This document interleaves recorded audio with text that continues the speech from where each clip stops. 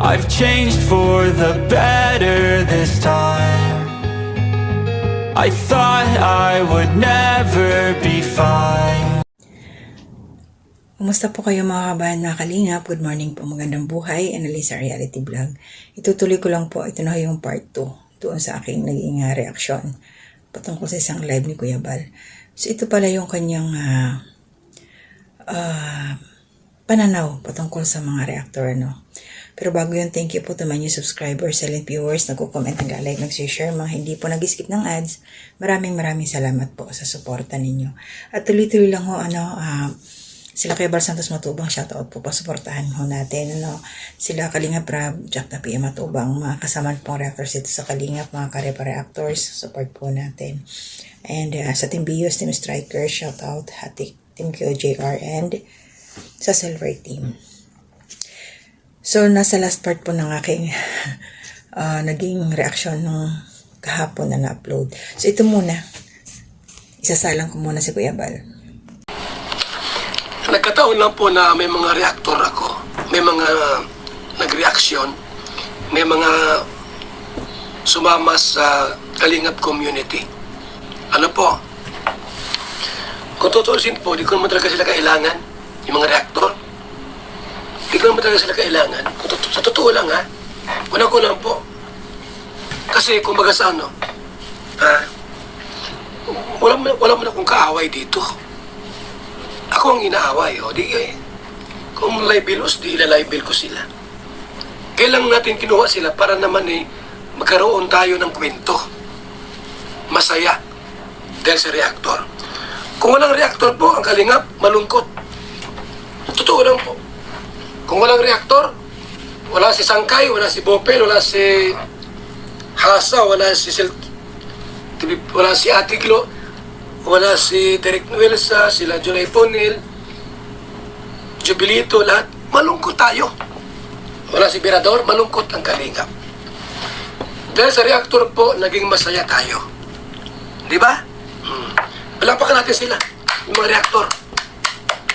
Masaya tayo. dahil sa mga reactor.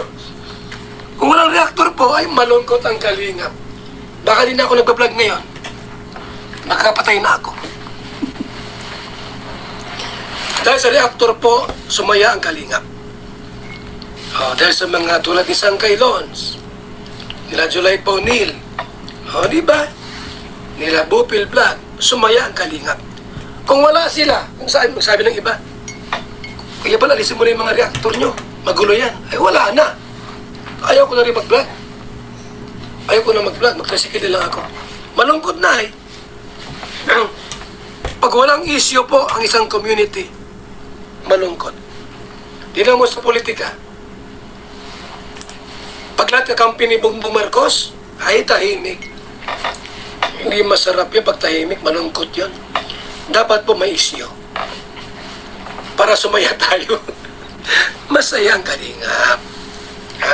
Pag may issue.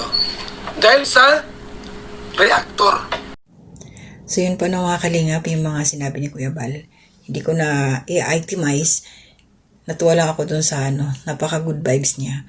So ayun nga sa kanya, malungkot ang Kalingap kung walang mga reactors. So sa Kalingap, masaya. Dahil syempre pag may issue, na mga nai-upload ng mga sa Kalingap vloggers, ayan, doon nagkakaroon ng buhay na buhay ang grupo. Ayan, maraming nagpapalitan ng koro-koro. Sa totoo lang, ang kagandahan dito kasi yung kanya-kanyang mga opinion, kanya-kanyang mga reaction, iba-iba kasi yung atake, no? Tapos may mga napipikon. Kaya lang sana iwasan lang yung mag-below the belt tayo.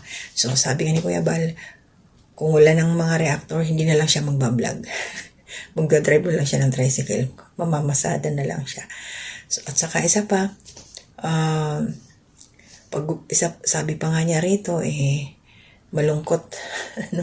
Malungkot pag walang issue. Malungkot. Bakit? Siyempre, walang revenue. Walang income. So, kaya naman sinabi ni Kuya Bal ng ganon, disclaimer tayo dun, baka mamaya yung iba maging nega. syempre malungkot kasi hindi sila makakatulong. Alam naman natin na maraming silang mga tinutulungan. Saan ba kumukuha ng pantulong? Hindi naman nakakahiya naman kung laging nakaasa sa mga sponsors, di ba? So, yung mga revenue ni Kuya Bal, itutulong sa mga pinupuntahan nila kung saan-saan. Na? Mga binabalikan ng mga dating beneficiary at may mga kung saan pa sila nagpupunta para makapag-share ng blessing. At ito lang, baka mamaya may umaray, no?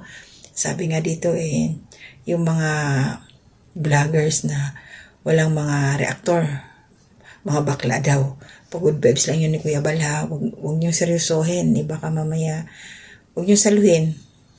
Dahil wala naman siyang binanggit na ako yung nagpapaalala lang. Alam naman natin si Kuya Bal na napaka-joker niyan. So, bawal ang pikon, no? Mga ganyan. Tsaka, ayun, ano din siya na sila sangkay, hayaan lang yan. Ganun ang tirada nila So, ibig sabihin, nag-i-enjoy si Kuya Bal, no? Sa kanyang grupo, sa kanyang team. Yan. Kaya, masanay na ho kayo yung mga totoong nagmamahal, sumusuporta sa Kalingap. Enjoy lang natin. Kasi, hindi naman sa lahat ng oras, lahat ng panahon, walang magkakaroon ng problema. Yung syempre, yung mga misunderstanding, miscommunication, kasi doon natin makikita at masusubok yung tatag ng samahan pag may mga ganyan na nagkakaroon ng hindi pagkakaunawan yung isang grupo, isang team, pagpapalitan ng salita. Pero mali natin pag wala ng camera, sobrang close pala, no? Salamat Kuya Bal dahil sa pagkakataon na binigay mo sa mga reactors. Tulad yan. Kung walang reactor po, yung problema nila Lorne at Agol. Kung walang reactor po, wala na. Wala na, tapos na yun. Baka wala pa isang oras, tapos na ang isyo. O di malungkot. Malungkot yung pag walang ganyang isyo-isyo, ay malungkot po yan. Mas masaya po pag ang isang pamilya po ay minsan mayroong away. Nag-aaway yung mag-asawa, masaya po yan. Pag puro lahat ay puro amin ng amin, puro unang oo, ay wala yun. Madali ka mamatay doon. Okay lang po na may reactor ang Kalingap. Okay lang po yan. Bakla po ang vlogger pag walang reactor. Tandaan niyo po yan. Ang vlogger na walang reactor, community bakla yun. Tandaan niyo po yan. Ayaw ko ng reactor, bakla ka eh. Sa Kalingap po, mga barako lahat dito. Hindi kami takot banatan, balahurain ng kahit sino. Bakit? Kami ay mga tunay na lalaki. Pag ayaw mo ng reactor, bading ka. Ayaw mo ng reactor? Opo, ayaw ko ng reactor. Bakla ka. Tandaan niyo po yan. Sa mga community po na walang reactor, mga bading po yan. Bading yan. Totoo yan. Wala ka sa akin. Oo. Bakit? Takot balahurain. Takot banatan. Takot sa isyo. Kami, abay, gusto namin isyo. Walang kita pag walang isyo po, mga kaibigan. Wala kaming kita pag walang isyo. Malungkot ang walang pera. Malungkot ang buhay pag wala kaming revenue. Kaya sangkay po, yaan mo na sangkay. Buhay na po yan. Okay, so mga Kalingap, hanggang dito lang ho ako. Maraming salamat talaga kay Kuya Bal. So, yung mga nag-wish na tanggalin ang mga reactors in your dreams, kasi ayaw ni Kuya Bal ng walang reactor. Masaya siya sa grupo ng mga reactionist. So, ingat po tayo. Shoutout po sa inyong lahat. Hindi muna ako mag-iisa-isa. Mag-iingat po. Good morning. To God be the glory.